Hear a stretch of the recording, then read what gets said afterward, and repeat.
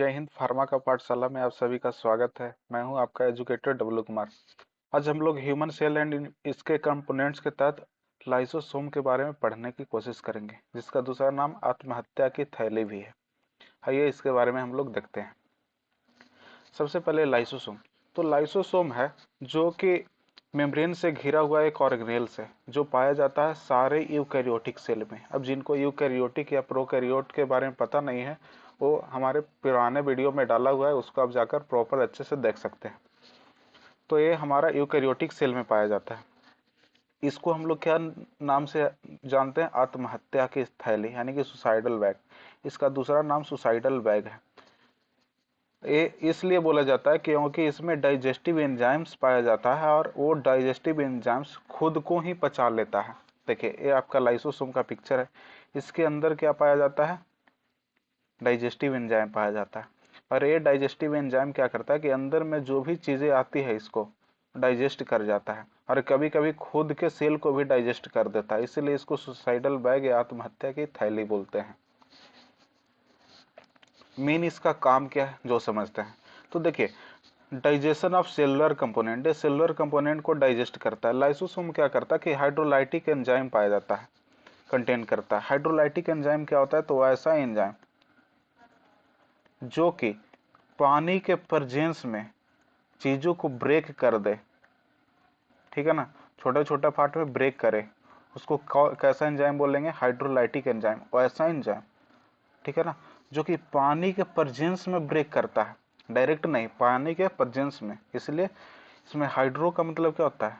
पानी, और लाइटिक का मतलब होता है ब्रेक करना। एंजाइम्स में एंजाइम, तो वैसा एंजाइम्स जो पानी के प्रेजेंस में चीज़ों को ब्रेक करे उसको क्या बोलते हैं? Hydrolytic enzyme. और लाइसोसोम में क्या रहता है? यही हाइड्रोलाइटिक एंजाइम रहता है, जो कि ब्रेक करता है, प्रोटीन को डाइजेस्ट करता है, कार्बोहाइड्रेट को, लिपिड को, न्यूक्लिक एसिड, ये सब सारा कुछ को। और इसका पीएच करीब होता है 4.5 से 5 के करीब, ठीक है ना। तो देखिए, ये हमारा प्रॉपर सेल है। सेल के अंदर ये देखिए, ये आपका जो है बैगनी कलर का, ये आपका क्या हो गया? लाइसोसोम हो गया। ये लाइसोसोम, उसी को बड़ा करके फोटो दिखाया गया। तो देखियो, इस सेल के अंदर कुछ खाना का पार्टिकल्स गया, जिसके के साथ क्या हुआ? ये लाइसोसोम आगे चल के अटैच हो गया, अटैच करके इससे अपने में से डाइजेस्टिव एंजाइम्स निकाल के इसमें भेज दिया। इसका रिजल्ट क्या हुआ कि सारा का सारा खाना डाइजेस्ट हो गया, और इस तरह से डाइजेशन कंप्लीट हुआ, ठीक है। तो ये सेल के कंपोनेंट को डाइजेस्ट करवाने में बहुत बड़ा योगदान करता है। कौन? आपका लाइसोसोम हो गया, ठीक है। इस ऐसा क्यों कर पाता है? क्योंकि इसमें हाइड्रोलाइटिक एंजाइम पाया जाता है, जो कि क्या है आपका? किसको डाइजेस्ट करता है आपको? तो ये प्रोटीन को डाइजेस्ट करता है, कार्बोहाइड्रेट को डाइजेस्ट करता है, लिपिड को, न्यूक्लिक एसिड को। हाइड्रोलाइटिक एंजाइम्स क्यों बोल रहे हैं? क्योंकि ये एंजाइम्स जो है वो पानी के साथ क्या करता है? उस जितना भी प्रोटीन, कार्बोहाइड्रेट और लिपिड है सारे को डाइजेस्ट करवा देता है। अब समझते हैं कि सेल डाइजेशन भी है, तो आखिर कैसे क्या कुछ होता है, कितने टाइप का होता है। तो देखिए, जनरली सेल डाइजेशन जो है वो दो तरीके से देखते हैं। एक होता है एंडोसाइटोसिस और एक होता है एक्सोसाइटोसिस।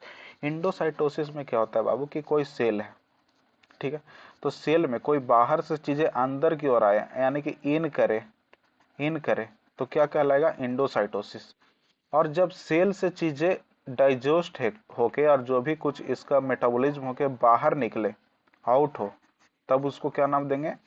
एक्सोसाइटोसिस। जब बाहर से अंदर की ओर आए तब एंडोसाइटोसिस, और अंदर से सेल से बाहर की ओर जाए तो क्या कहलाएगा? एक्सोसाइटोसिस, आउट हो तो, ठीक है। तो इंडोसाइटोसिस मेन देखते हैं। तो इंडोसाइटोसिस में आपका 3 तरीके का होता है। एक होता है फैगोसाइटोसिस आपका, एक होता है पिनोसाइटोसिस, और एक होता है आरएमई। आरएमई मतलब कि receptor mediated endocytosis. Receptor mediated endocytosis को क्या बोलते हैं? आरएमई, शॉर्ट फॉर्म लिखा हुआ है। देखिए, फैगोसाइटोसिस में क्या होता है? फैगोसाइटोसिस में इसको बोलते हैं, दूसरा नाम है cell eating. Cell eating, cell eating. Cell eating क्यों बोलते हैं जो समझिए। क्योंकि इसमें जनरली देखिए, ये आपका सेल हो गया, ये एक सेल हो गया, ठीक है ना। तो इसमें कुछ इस तरह से उभार बन रहा है, देखिए, जो कि ऐसे दिख रहा है, ये प्रॉपर पूरा सेल हो गया। तो यहाँ पे क्या हो गया? जो भी चीजें हैं मटेरियल लार्ज पार्टिकल्स यहाँ पे आया और इसमें अंदर की ओर उभार बना और अंदर के उभार बन के फाइनली ये बंद हो जाता है। इसके चलते ये पूरा अंदर की ओर आ जाता है और इसमें डाइजेस्ट हो जाता है। तो समझिए, जब कभी भी कोई सॉलिड पार्टिकल्स अंदर सेल के अंदर आए डाइजेस्ट होने के लिए, ठीक है ना, तब उसको क्या बोलेंगे? फाइगोसाइटोसिस। फिर से समझिए, जब कोई सॉलिड पार्टिकल्स अंदर की ओर डाइजेस्ट होने के लिए आए तब उसको क्या बोलेंगे? फाइगोसाइटोसिस। सेम थिंग्स, अगर कोई लिक्विड मॉलिक्यूल्स आए, इसलिए इसको क्या बोलते हैं? सेल ड्रिंकिंग, ठीक है ना, सेल ड्रिंकिंग। क्योंकि इसमें क्या होता है? लिक्विड मॉलिक्यूल्स, स्मॉल मॉलिक्यूल्स अंदर की ओर आता है, उभार बनता है और यहाँ से टूट के वेसाइकल्स प्रॉपर अंदर की ओर आ जाता है, ठीक है ना। तब इसको क्या नाम दे रहे हैं? Cell drinking. क्या नाम दे रहे हैं? Cell drinking. और देखिए यहाँ पे स्पेशल रिसेप्टर प्रेजेंट रहता है और सिर्फ वो रिसेप्टर से अटैच होके खास तरह की चीजें अंदर की ओर आए तब उसको क्या बोलते हैं? Receptor mediated endocytosis. इंडोसाइटोसिस क्यों बोल रहे हैं? क्योंकि अंदर की ओर आ रहा है, ठीक है। इसको फिर नेक्स्ट स्लाइड में देखते हैं। जैसे कि समझिए पिनोसाइटोसिस, जैसे कि कोई एक्स्ट्रा सेलुलर फ्लूइड है, फ्लूइड मतलब कि लिक्विड के फॉर्म में, वो यहाँ पे आया, ठीक है। सेल के जैसे ही ये बाल है उसके टच में आया, फिर अंदर की ओर उभार बना, अंदर के उभार बनने के बाद ये प्रॉपर यहाँ से आपस में चिपक गया और ए वाला जो है वेसाइकल्स अंदर की ओर टूट के आ गया और टूटने के बाद इसमें डाइजेशन हो जाता है। तो इस तरह के चीज़ों को, इस तरह के डाइजेशन को सेल ड्रिंकिंग बोलते हैं, सेल ड्रिंकिंग, ठीक है। इस तरह की चीज़ें अगर अंदर की ओर आएगी तो सेल ड्रिंकिंग बोलेंगे।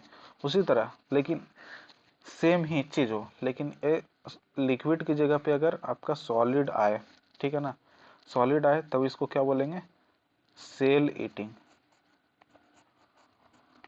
इसी को दूसरा नाम क्या है? फाइगोसाइटोसिस।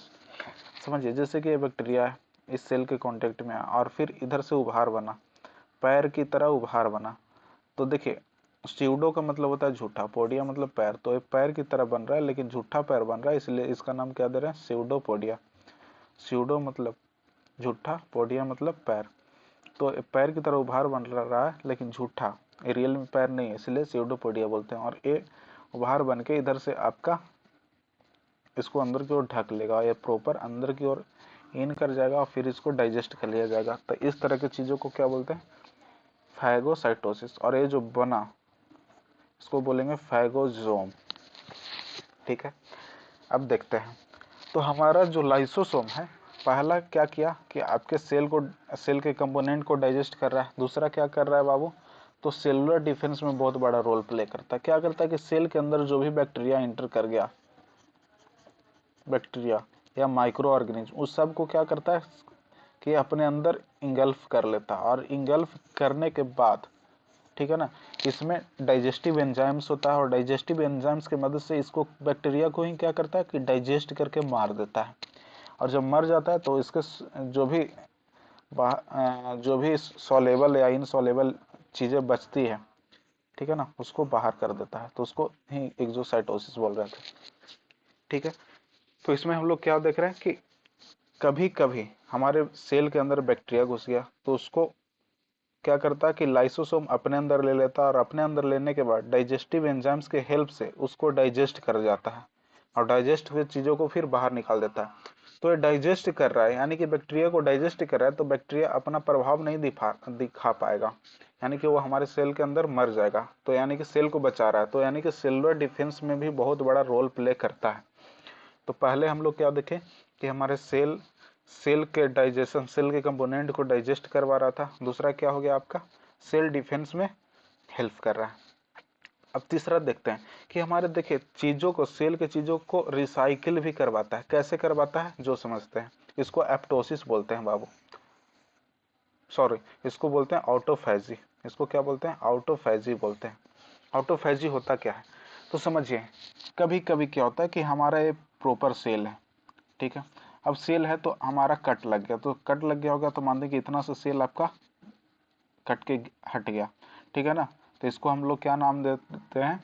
ऑटो फैगोसोम, ऑटोफैगोसोम, इसको क्या नाम दे रहे हैं, ऑटोफैगोसोम। तो इतना तो खरा चला गया, तो बाकी इतना चीजें सही थी, लेकिन फिर भी वर्क करने के लायक नहीं रहा। तो इससे क्या होगा कि लाइसोसोम आपका अटैच होगा, और अटैच होके इसमें अपना एंजाइम्स डाल के इसको प्रॉपर सारे को डाइजेस्ट कर देगा, और डाइजेस्ट करने के बाद जो भी इसका कंपोनेंट निकलेगा उसको नेक्स्ट सेल के लिए यूज कर लेगा। तो यानी कि इसके चीज़ों को रिसाइकिल भी करवाने का काम करता है, ठीक है ना। तो जब कभी हम लोग का बॉडी कट छट जाए या जल जाए, तो उसके बाद लाइसोसोम एक्टिव होता है और उसको क्या करता है, उस कटे फटे सेल को डाइजेस्ट कर लेता है और उसके कंपोनेंट को यूज कर लेता है। और डाइजेस्ट करने से क्या होता है कि फिर वहां पे नया फ्रेश सेल आ जाता है। तो इस तरह की चीज़ों को क्या बोलते हैं, ऑटोफैगी, ऑटोफैगी। तो हमारा सेल के कंपोनेंट को रिसाइकिल करने में भी हेल्प करता है लाइसोसोम। ये इसका बहुत ही इंपॉर्टेंट काम है। अब हम लोग चौथा वर्ग देखते हैं, एप्टोसिस।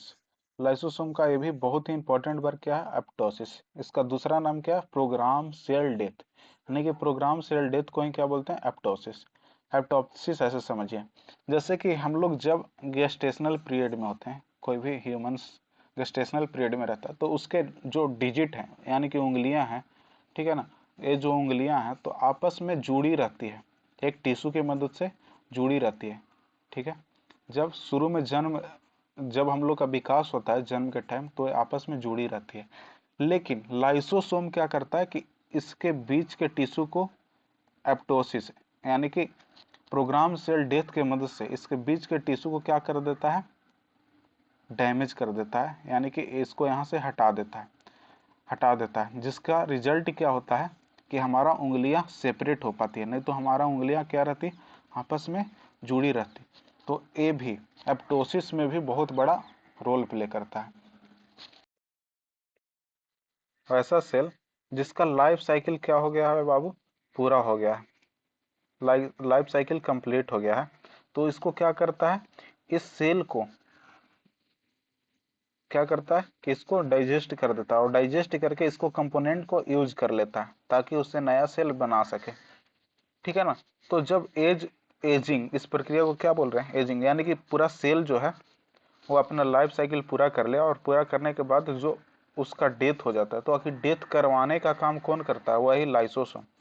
लाइसोसोम क्या करता है कि जब इसका एज पूरा हो जाता है तो इसको डाइजेस्ट कर लेता है, और डाइजेस्ट करवाने के बाद उसके जो भी कंपोनेंट निकलते हैं उसको नेक्स्ट सेल के लिए यूज कर लेता है। तो इस तरह की चीज़ों को क्या बोल रहे हैं, एप्टोसिस। तो एप्टोसिस क्या करता है, आपको आपको बहुत चीज़ों में हेल्प करता है। सबसे पहले हम लोग क्या देखें कि जो उंगलियों के बीच टिश्यू है, ठीक है, इसको यहाँ से हटाकर हमारे उंगलियों को सेपरेट करने में हेल्प करता है। हमारा आईलिड है, तो आईलिड पहले बंद रहता है, तो उसके आँख जब शुरू में गेस्टेशनल पीरियड में होते हैं, तो आँख के अंदर जो आईलिड होता है, तो हम जो सेपरेट करवाने का काम करता है, वही लाइसोसोम क्या करता है कि इसमें बीच के टिश्यू को डाइजेस्ट कर देता है, जिससे कि हमारा आईलिड सेपरेट हो सके। अब इसके अलावा हम लोग क्या देखते हैं कि लाइसोसोम जनरली गोल्गी अपरेटस से बनता है, ठीक है ना।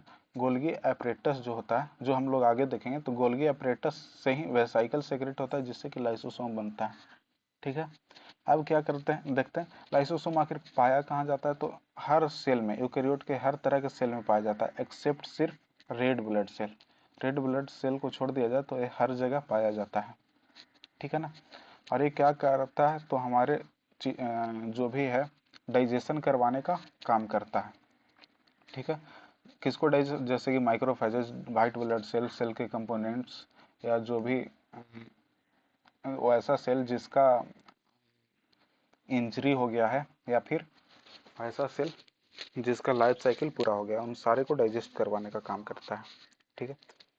देखिए ये सारे जितना भी वीडियो है उसका हमारा टेलीग्राम पे एक चैनल है फार्मा का पाठशाला करके, जिसका डिस्क्रिप्शन बॉक्स में भी लिंक है, उस पर आप जाके सारे पीडीएफ को आप डाउनलोड कर सकते हैं। और हमारा अगर वीडियो अच्छा लग रहा है तो आपसे रिक्वेस्ट है कि हमारे चैनल को लाइक करिए, शेयर करिए एंड सब्सक्राइब करिए, ताकि हमारा हौसला बना रहे आपके लिए अच्छे, ऐसे ही अच्छे अच्छे वीडियो लाते रहे। Thank you.